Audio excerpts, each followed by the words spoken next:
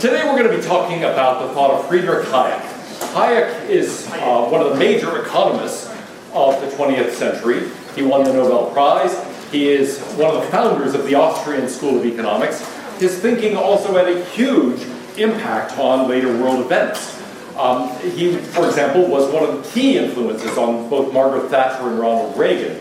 And so there is a huge tradition of political thinking as well as economic thinking that comes out of his approach to economics. Hayek himself was, well, somebody who taught 3 different universities in Germany, in Britain, and in the United States.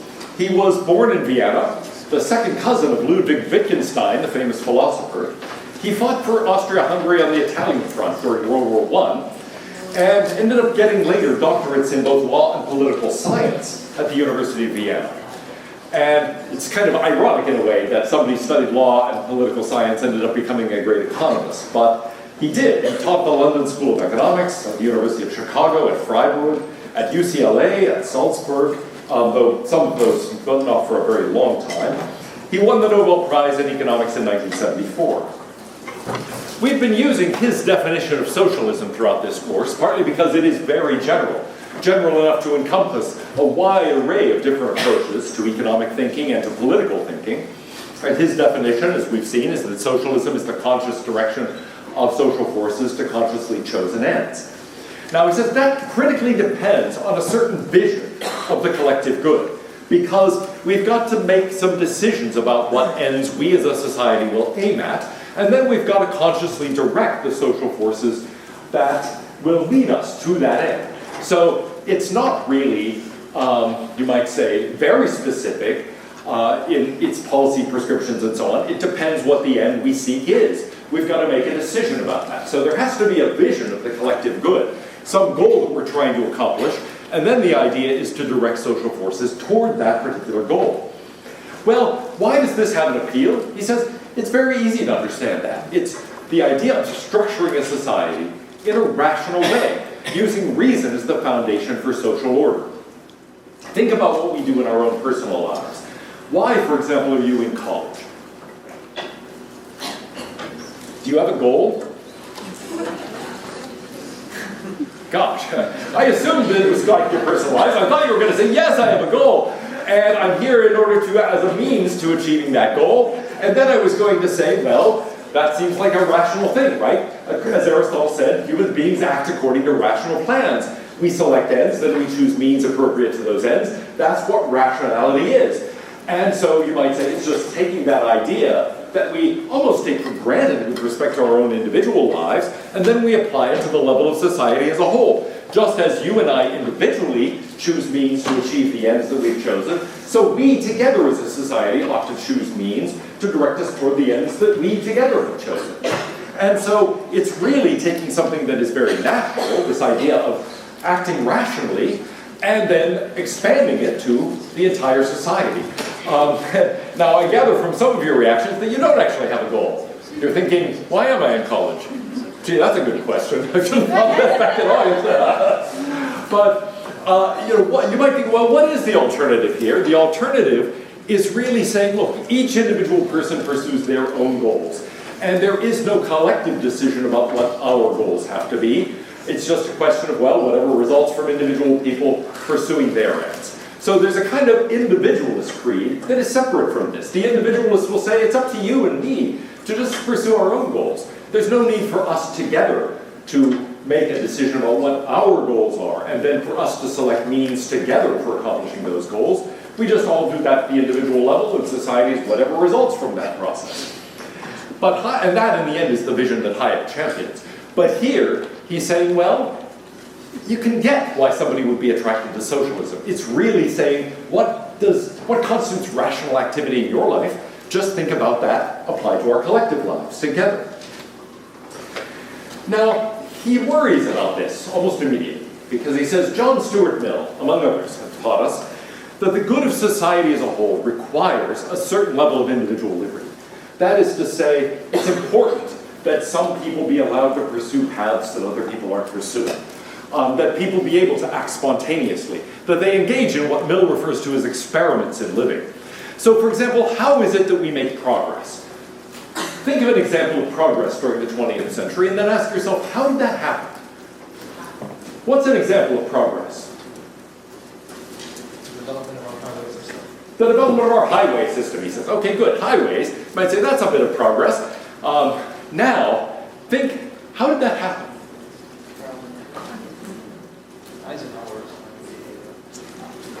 Well, that's right. President Eisenhower had this vision for how to connect the country together. And so it was under Eisenhower that the highway system, as it stands now, was built. You might say somebody has a vision. Now, in this case, it was a vision for the society as a whole. But think about some more individual things. What's an example of progress that depended on individual initiative? Flight. Sorry? Flight. Flight. Okay, good, flight. The Wright brothers, well, they weren't the only ones, but people got the idea. Hey, maybe it would be possible for human beings to fly when they don't walk into posts. And so they get this idea, yes, we can do that. And then they come up with all sorts of contraptions, right? Maybe the contraption should have wings like a bird that go like this. And some of the early plane attempts were things like that, where you would sit in what would look like a bicycle and pedal hard enough and it would make the wings flap. And the idea was to get off the ground doing that. The Wright brothers had a different concept, but it really required individual initiative, individual brilliance to accomplish that.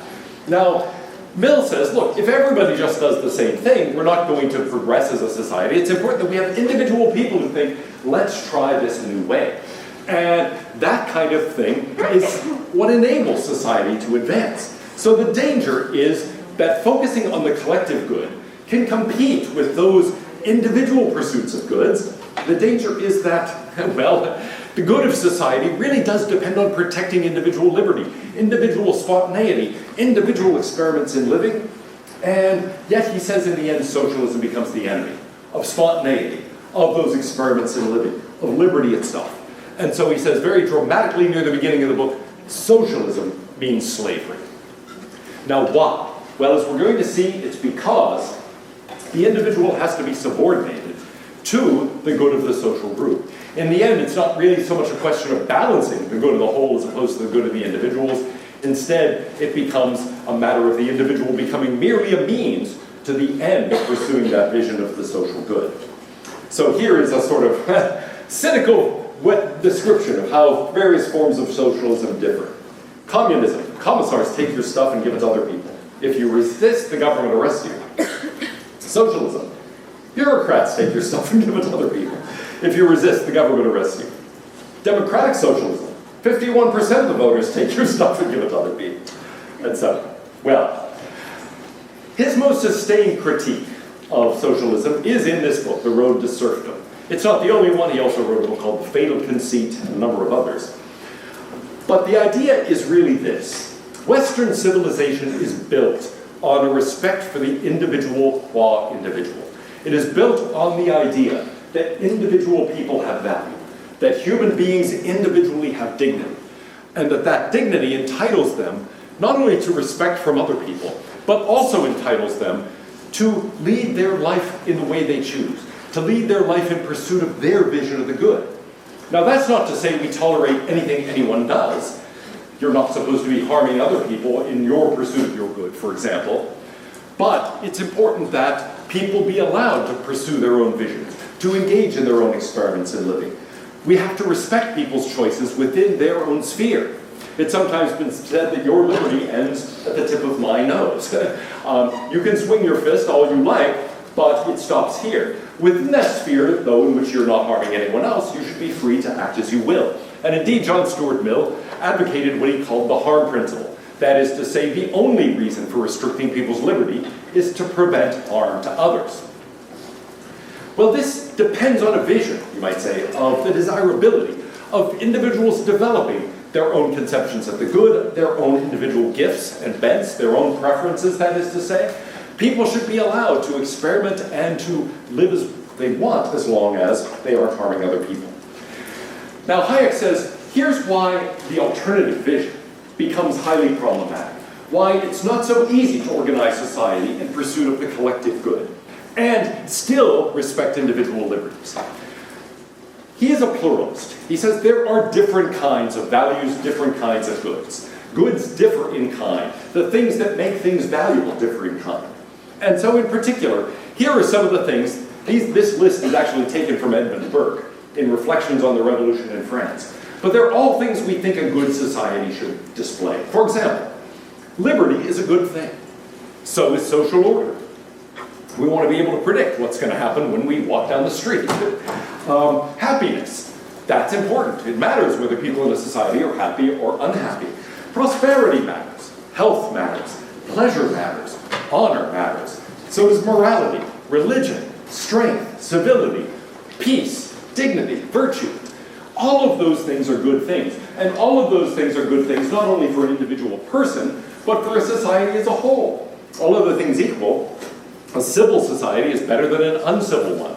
A society where people display virtue is better than one where they display vices. A prosperous society is better than a poor society, and so on and so forth. So there are lots of different values. But now here's the trick. Those values compete with one another. There are, he says, an infinite number of good things. The difficulty is that often we can achieve one only at the expense of others. So in short, these values come into conflict. If you would just sort of say, yes, gosh, yes, liberty, peace, morality, civil order, yeah, sign me up for them all. They're all good things. Let's pursue them all. Well, not so fast. We've got to make choices among them. So think of some cases where we as a society have to make choices between, for example, liberty and social order, or between security and liberty, or between health and some other value. Can you think of some examples where these values come into conflict? We can't have it all. Yeah? The idea of gun laws and regulations. Oh, gun laws. Okay, good. There's an obvious case in which security and liberty come in conflict with each other. In fact, you might say security itself comes into conflict with itself, because after all, there is my right to protect myself from harm, but then the danger that guns create for other people. And so guns are things that can cause violence. Well, I shouldn't say cause violence. It's not like the gun just shoots people automatically, but it's something that can be an important tool for violence and encourage violence, but it can also prevent violence. And so even within the sphere of security, we've got a kind of conflict. But then we try to balance that with liberty. We try to balance it with other concerns, social order and so forth. And it becomes this complicated morass where there are many things at stake there. And striking the right balance among them is difficult. In fact, you might say, here's the problem. How do we do it? What would constitute the right balance? We don't know how to find it. And there is no sort of common scale of values, he says, that allows us to do that. Can you think of other sorts of cases where we've got a conflict among these values? Yes? Freedom of speech versus protection against defamation. Oh, freedom of speech as opposed to protection against defamation. Yes, there we've got two things that both matter. People shouldn't be allowed to call other people names and say a lot of untrue things about them. They shouldn't be allowed to libel people, to slander people, to defame their character. And yet we believe that freedom of speech is an important value. How do you strike the balance there? That's a really difficult thing to decide. And so a lot of different things are at stake there. We care about things like truth. We care about protecting individuals from harm. We care about freedom. And all of those things are at stake in complicated ways. Now, Hayek says, look, this is what makes it so hard. We are often in the position where we can achieve one of these only at the expense of others, where it's a matter of striking a balance, making trade-offs. And now, that might not be so hard if we had a scale that would give a definite meaning to something like the common good, the general welfare. Here's a simple answer. Well, strike the balance that promotes the common good. Strike the balance that promotes the general welfare. But he says the problem is those terms don't have a very definite meaning. And why don't they have a very definite meaning? Because we don't know what the right balance is that constitutes the general welfare, the common good. So, for example, if we had a scale on which we could put all of these competing values and say, aha, here's the proper amount of liberty we might be willing to give up in order to gain security, or to gain protection from defamation, or to accomplish various other kinds of ends, then great, we can put things on the scale and find out the right answer. But he says there is no complete scale of values. No scale like this exists. If I were to ask each of you, now, how much, let's just take prosperity as opposed to other things, how much would you pay to achieve some particular kind of good we picked off that list. Maybe, oh, I don't know. How much would you pay to not be sick ever again, another day in your life? Imagine that I had each of you write down a number on a sheet of paper that you'd be willing to pay over the course of your lifetime. I mean, I don't demand it all up front. It can be like a mortgage, okay? The point is, there's no correct amount to pay. There's no way to have a scale like that. Each person would write down a different number. Each person would have their own conception of the proper balance to strike among these different kinds of goods. Now, you wouldn't pay an infinite amount.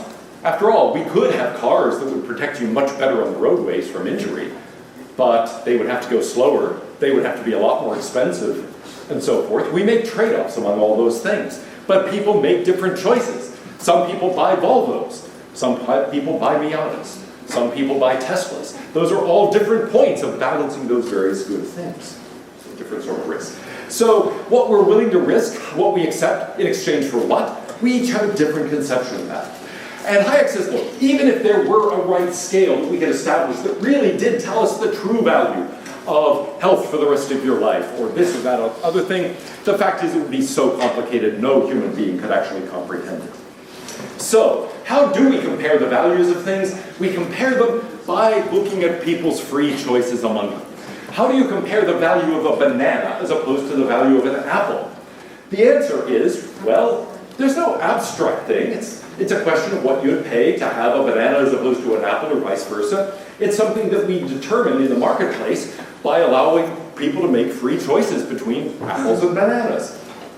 And so he says, the only way to actually allow people to place the appropriate values on things and make these trade-offs in a way that makes sense to them is to keep government small, to keep from making social decisions about this and respect individual decisions about it. If you decide to take the risk of flying your own private plane, for example, that's on you. It's not up to the rest of us to decide whether that's an acceptable risk. It's a question of, is it an acceptable risk for you? And you might judge that it is, you might judge that it's not. I know people who skydive.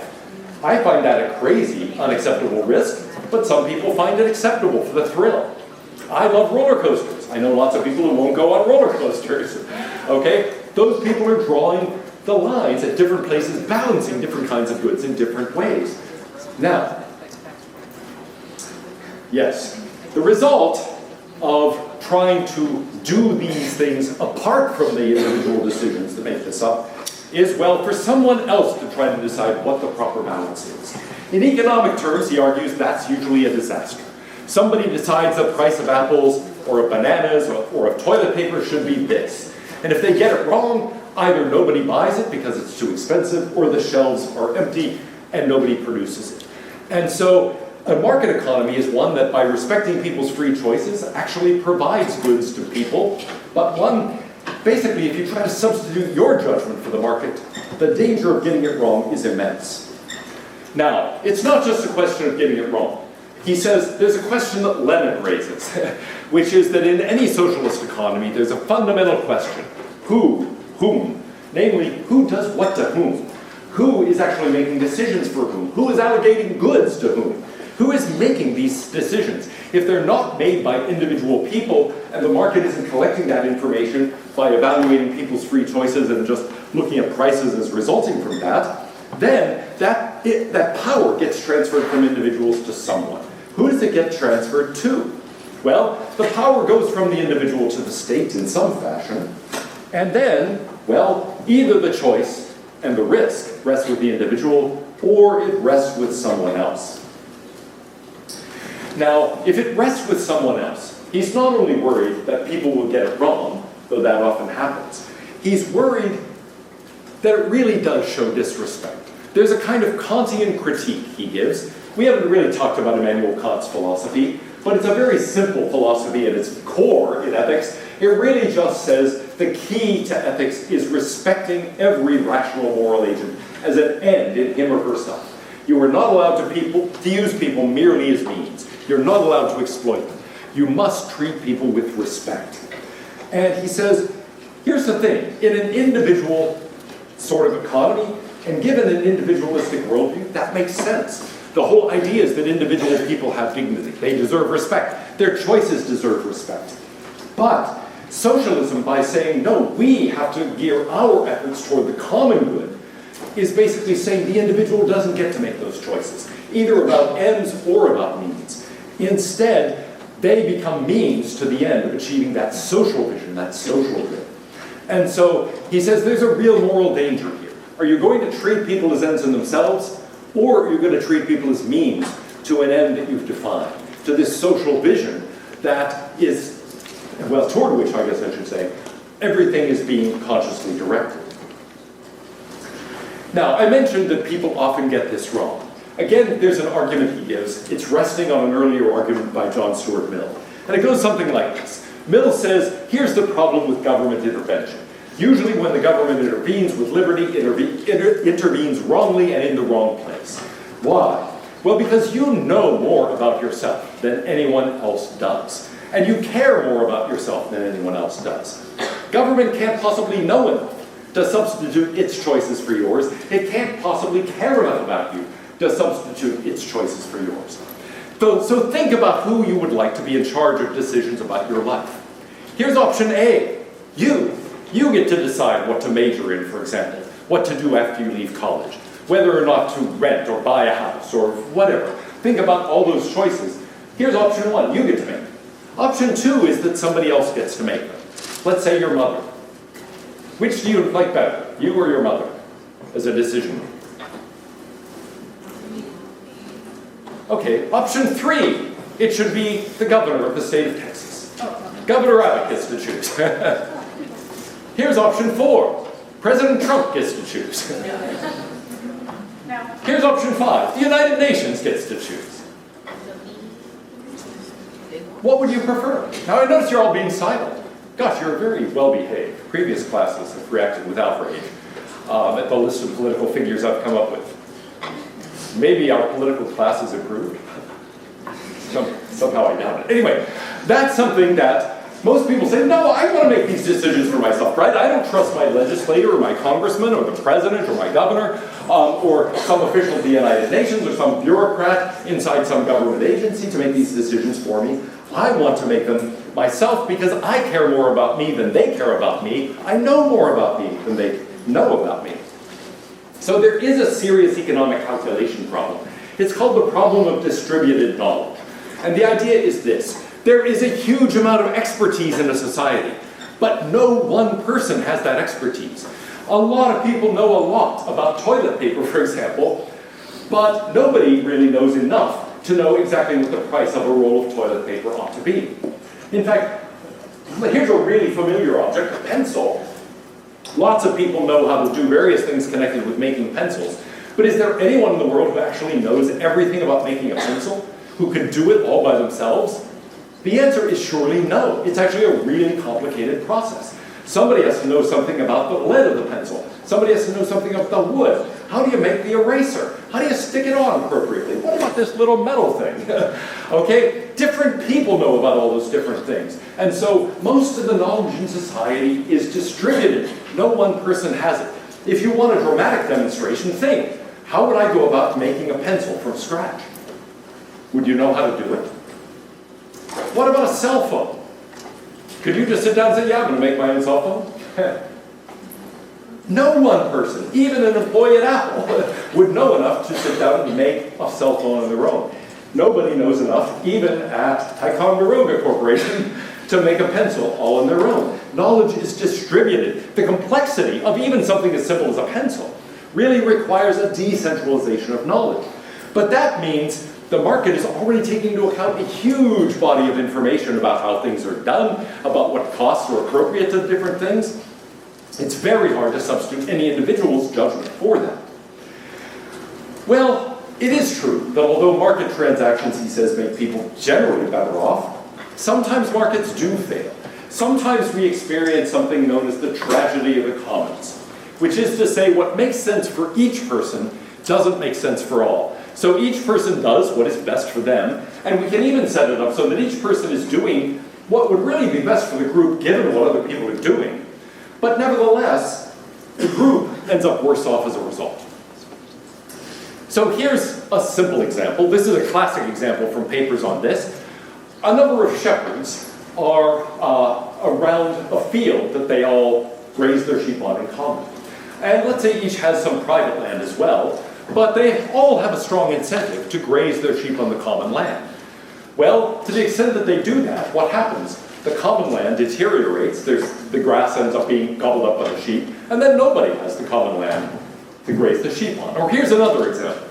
You're late to class, let's say, and you're trying to get there quickly, and so you cut across the lawn. You don't sort of do the right angle thing and stay on that, you just walk across the path.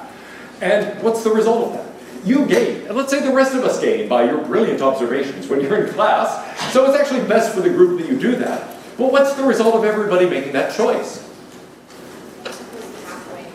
That's right, there are all these weird little pathways, the grass dies and so forth. At least here it doesn't become hideously unpleasant. My college was awful. This happened and the grass started dying and the pathways got cut until March. And then I went to college in a place where the entire month of March it rained.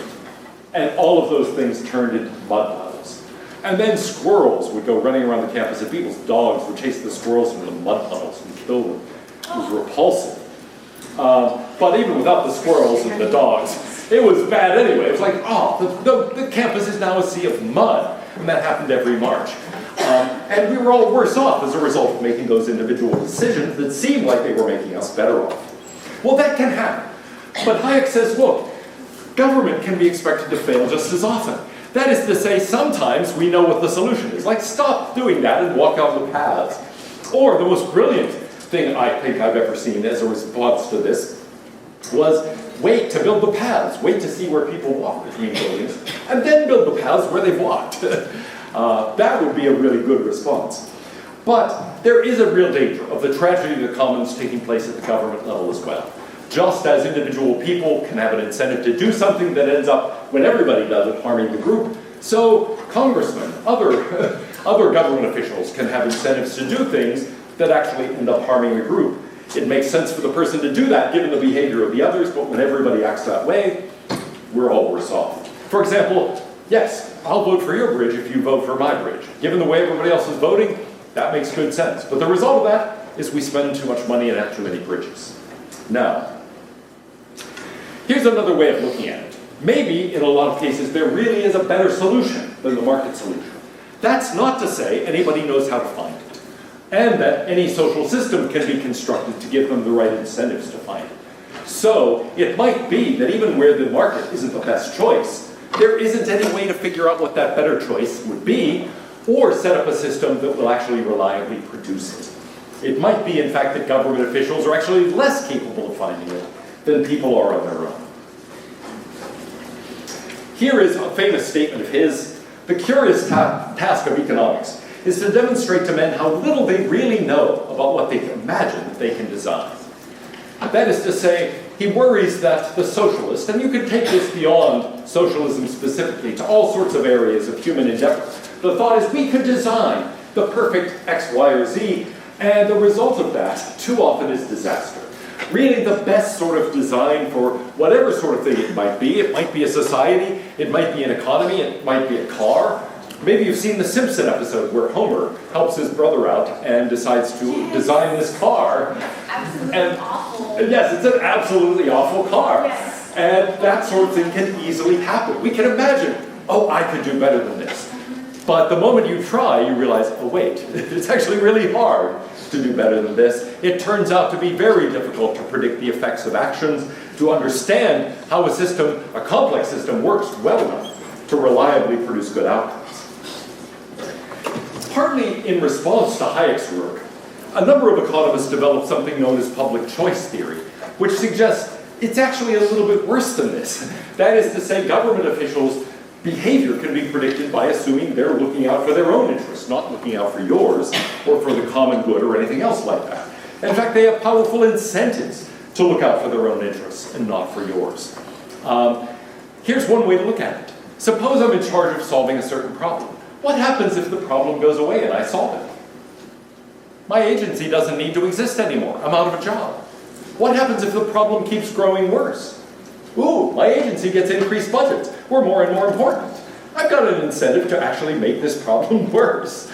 And indeed, lots of government agencies do that. They never go away, they never solve the problem they were designed to solve. They end up making it worse, and indeed people have an incentive to increase their own power and to make it worse. They also have a tendency to become corrupt. This is a photograph, or a set of photographs of some politicians who have ended up in prison over the past 20 years. And, well, if you don't recognize the photographs, that just shows you're not as old as I am. But I recognize them, and so there's a danger here, not just of substituting your own preferences for really a good vision of the common good, there's a real danger of corruption as well. And here's a little example of that. One of the things that public choice theorists made a big deal about is that the government spends a huge amount on anti-poverty programs, about $1 trillion annually. And if you divide by the number of people at the poverty line or below, that's something like $84,000 spent for every family of four. And actually, these figures are old. This was true 5 or 6 years ago. That's a vast amount. If you just gave that money to poor people, they wouldn't be poor anymore. But instead, there's this huge bureaucracy that serves its own interests more than it serves the interests of the poor. Now, I think the most interesting chapter of this book is the chapter which is entitled, Why the Worst Get on Top. There is this question that Lenin raises. Who? Who is going to get things done? Who is actually going to make the choices, make the allocations? From each according to his ability, to each according to his needs, but who decides on abilities and needs and makes these allocations? Well, Hayek says, you might think it would work out fine if only the best people, the noblest people rose to the top. But actually they don't. The worst rise to the top. Why? Because you rise by substituting your preferences for the preferences of the people. And so the better you are, the more ambitious you are, the better you are at making these substitutions, at basically disrespecting people and advocating your own view, well, the more you rise. So he ends up saying socialism can be put into practice only by methods that socialists themselves would disapprove. Now he's really going beyond here some familiar things. You've probably heard of the Peter Principle, which says that in any organization people rise to their level of incompetence. Basically, as long as they do a good job, they get promoted. Finally, they get to a position where they can't do a good job, and then they don't get promoted anymore, so they just stay there. And so the implication is basically everybody in any organization, profit or non-profit, business or government, is incompetent. Well, Hayek's going beyond that. He's saying, look, it's worse than that. Plato tells the story in the Republic of the Ring of Gyges. Imagine that you have a ring, as in the Lord of the Rings, which was inspired by this little story, that makes you invisible. You could get away with anything. You think, I want to rob a bank. Ooh, I could be invisible. I could just go in, the money would disappear. Or, actually, it's like in the Harry Potter books, the Cloak of Invisibility. Except here, I think the idea is to become utterly undetectable. So it's even better. What would you do if you had the Ring of Gyges? How would you behave if you could do anything and get away with it? Above the law. You could be completely above the law. Now, probably today and tomorrow, you wouldn't really act very differently. But then you would start thinking, wait, I could do anything? I could do absolutely anything. The ability of that to corrupt people is very serious. Lord Acton said, very famously, power tends to corrupt, and absolute power corrupts absolutely. Well, if you really had the power to make all these decisions and substitute your choices for other people's, and you could get away with it all, well, you would do it, and you would become more and more corrupt. So it's not just that you wouldn't know enough, you wouldn't care enough, you'd have some incentives to pursue your own good instead. It's even worse. You're going to become corrupted by the power that gives you. Despotic power is always accompanied by a corruption of morality. So he says, that is to say, Hayek says this, there are strong reasons for believing that what to us appear the worst features of totalitarian systems are not accidental byproducts. They're phenomena which totalitarianism is certain to sooner or later produce. Why can't the dictator be a nice guy? Because the nice guy's never going to become dictator. Okay, sometimes I think if I were king of the world, but then I think, yeah, what kind of person could become king of the world? Not a nice, mild-mannered guy like me. Okay, I'm giving myself a lot of credit here. But anyway, you might think, yeah, the problem is that it's the worst people, the most power-hungry people, the most ambitious people, the people who are most willing to ignore the preferences of others. Those are the ones who rise to the top. And so he says, actually, in the end, maybe not initially, but in the end, the practice of socialism is everywhere totalitarian. Why? Because if you're really going to pursue the vision, then any disagreements, any democratic methods, and so on are just obstacles in the way. So at some point, you will have to decide, either I respect these other people's opinions, either I respect morality, or we achieve the goal we decided was our collective goal. And that puts pressure on the person in this position to negate morality, to negate individual rights, respect for other people's choices. So he says, the most successful in such a system are the most unscrupulous. They're the ones who are the most uninhibited, the most immoral. In that way, the ethics that collectivism produces, he says, is very different from the ethics that motivates it. It starts with a sincere concern for the social good, for the poor, for other people who are less advantaged. And it ends with a system that ends up denying morality itself. It corrupts the people at the top, it corrupts the decision makers, and the more the power gets concentrated in a few hands, the more corrupt they become. So, actually I'm going to skip a little bit to get to the main point here. Well, yeah. Okay. Here is something you often hear. People say socialism. Well, wait. Let's look at 20th century experiments with socialism. There is Lenin in Russia, and then Stalin. And we get Pol Pot in Cambodia. Oh, and there's Hitler's National Socialism, of course, but there's also socialism being practiced now in Venezuela, and so on and so forth. And you end up saying, gosh, all of these are sort of disasters. But people often say, well, look, the idea is still a good idea. It hasn't really been tried. If only the right people had been in charge. It's just unfortunate that people like Lenin and Stalin and Pol Pot and so on ended up being in charge. Hayek's response is, look, the right people are never going to be in charge. The right people are never going to be the ones in power. Why? Because the nice people are the ones who are going to get crushed along the way. They're the ones whose preferences are going to get disregarded. It is the most ambitious, the most unscrupulous, the most vicious who are going to end up at the top. That's not an accident. That's the way the system is structured. So he said, once you admit that the individual is merely a means to serve the ends of the higher entity called society or the nation, then most of the features of totalitarian regimes which horrify us follow of necessity. My little picture here says, good citizens don't think. That leads to reasoning, and right and wrong, to revolt, and revolt leads to bad citizens. So in the end, he says, there are really no limits. In the end, you look at these societies, and governments tend to start in a certain way, and they go further and further and further, because once the individual is merely a means, there is no limit to what can be done to the individual person.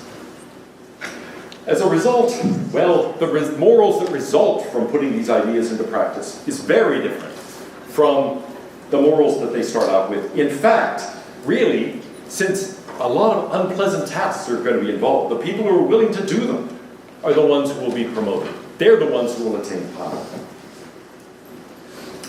Now, this explains a feature that I want to mention in a slightly different context. Whittaker Chambers wrote a book called Witness, and we'll be talking more about that next time. But here is something that he describes as crucial to his own experiences and to the experience of someone he had met. Because he tells you at the beginning of this book that he used to be a communist. He was somebody who was utterly transfixed by that vision of rationality applied to society as a whole.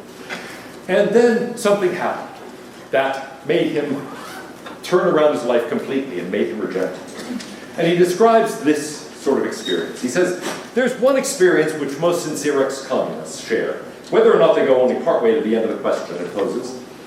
The daughter of a former German diplomat in Moscow was trying to explain to me why her father, who as an enlightened, modern man had been extremely pro-communist, had become an implacable anti-communist. He was immensely pro-Soviet, she said, and then one night, in Moscow, he heard screams. That's all. Simply one night, he heard screams. A child of reason in the 20th century, she knew that there's a logic of the mind. She didn't know that the soul has a logic of its own, that may be more compelling than the mind's. She didn't know at all that she had swept away the logic of the mind, the logic of history, the logic of politics, the myth of the 20th century with 5 annihilating words. One night, he heard screaming. And Chambers' idea, and Hayek's idea alone, is that in the end, that's where this project goes. It starts with a vision of a rational society where we consciously choose the ends we will pursue together. And then we consciously choose the means to those ends. But that has to take precedence over individual people's means and ends. And so in the end, the individual people get treated merely as means to achieve that social end. And so the end of that is inevitably, you hear screams. One of the ways in which this happens is something that Hayek argues is absolutely essential to all forms of socialism. It is what is expressed by the German word Gleichschaltung. What is Gleichschaltung? Well, coordination, bringing into line, making things the same.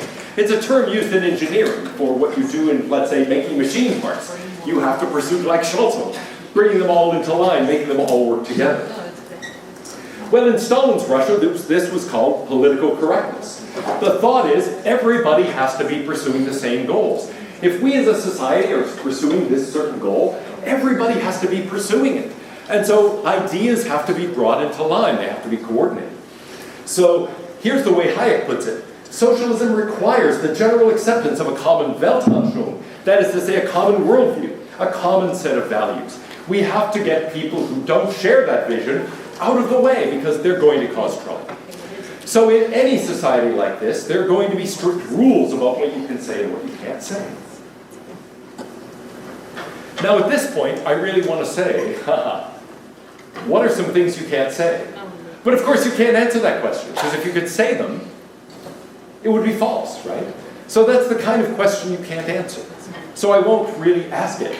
But the fact is that in lots of societies that have gone even partway down this path, there is a set of things you aren't allowed to say. Why? Because they conflict with that vision that we together supposedly have decided upon and which other actions are being directed toward. So like the part of the machine, like the bee in the hive, go back to Wilson's vision, everybody has to be made to be coordinated, to be fit together so that they function as a machine toward that common end. And that can lead to all sorts of things, including the corruption of language. He's writing around the same time that Orwell was writing about politics in the English language, and writing in 1984, war is peace, freedom is slavery, ignorance is strength. Now, near the end of the book, Hayek begins to talk about a series of paradoxes, problems that arise, and some of these are familiar to us. One of them we talked about in connection with Dostoevsky, what I've called the paradox of the anointed. The danger here is that some people are going to be in charge of actually making decisions about the common values, about the trade-offs. And their decisions are going to become society's decisions. That's the way they're going to see things. There is a problem that we've talked about, distributed knowledge. How will they know enough to do this? But here's the other danger. They are going to be substituting their preferences for the preferences of the people precisely because they don't have the same values as the people. They lack those values and they lack respect for them. And so that's why they're trying to substitute their judgment for the judgment of the people. In other words, the people who are in the various social agencies that are actually making decisions and deciding what ends to pursue and what means to use to pursue them are actually by definition going to end up not being people who share the values of the people who are being governed. And so it's not just that they're going to make mistakes, they don't have quite enough, they have some of the wrong incentives. Actually, they're going to be a group of people whose interests are radically different from the interests of the society as a whole. And in a way, the whole system is built on that disrespect of individual people's likes and dislikes of their ways of making trade-offs. Well, finally, I'm going to skip a little bit of this and get to the paradox of planning. He says there's another problem that arises here. The more the state plans, the harder it is for individuals to plan. Now, why is that true? Well, the state substitutes its own judgment. And it does that in a way that has to appear, to most people, arbitrary and rather unpredictable. It's going to, in the end, require decision-making that really ends up making it difficult for individual people to assess what's happening. Suppose you're a business person who is trying to make a decision about investing money in a certain project, building a factory, let's say, or starting up a new division, or something like that. How do you make a decision? What happens in the society will not depend on the preferences of the individual people. It's going to depend on government decisions. and you don't have any way of predicting what those government decisions are going to be. So increasingly in a society like this, he predicts it's going to be a question of who you know, not what you know. It will be impossible to actually predict in sensible ways what's going to happen. It will be a question of individual people making individual choices, and it's a matter of knowing and having access to those people. Those people are not going to be able to follow rules. Actually, if they're seeking some sort of equal outcomes, they have to treat people differently. They cannot follow general rules. And in this way, he says, collectivism ends up being self-defeating. It starts with a vision of reason, and it ends up destroying the very basis on which reason depends. It destroys sources of information. It corrupts the language. And it makes it impossible for people to predict what society is going to do in any rational way. Well, I'm going to just conclude with a statement from my form. Oh, I gotta show you this. That's from Futurama. Over 2 billion waiting to be served. But now, my favorite blogger puts it this way. The thing about communism, at least to the uninitiated, is that it appears to be identical in all respects to a hereditary aristocracy. If one didn't know better, it would seem that the more communist a country, such as North Korea, the more it resembles a monarchy. Future generations may wonder how it was possible for sophisticated Western intellectuals to actually devote their lives to bringing about communism, as if it were anything more than a swindle.